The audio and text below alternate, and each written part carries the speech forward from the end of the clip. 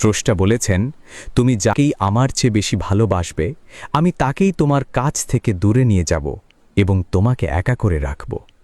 তিনি আরও বলেছেন, কখনো বলবে না আমি তাকে ছাড়া বাঁচব না, তবে আমি তাকে ছাড়াই তোমাকে বাঁচাবো এবং পেছনের অনুগত সব আবেগ কেড়ে নিয়ে তোমাকে দিব্যি সামনে নিয়ে যাব।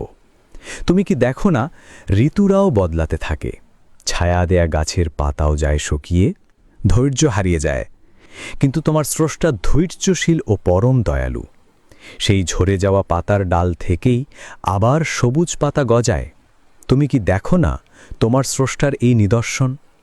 যে মানুষটাকে তুমি নিজের অংশ ভাবতে, সেই মানুষটাই একদিন অচেনা হয়ে যায়, তোমার মন ভেঙে যায়, এমনকি তোমার বন্ধুও শত্রুতে পরিণত হয়, আর শত্রুও খানিক সময় পরে পরিণত হয় বন্ধুতে। যে মানুষটাকে নিজের জীবনের চেয়েও বেশি ভালোবাসতে, সেও প্রতারণা করে। তবে তুমি কেন স্রষ্টাবিমুখ হয়ে মানুষকে ভরসা করো?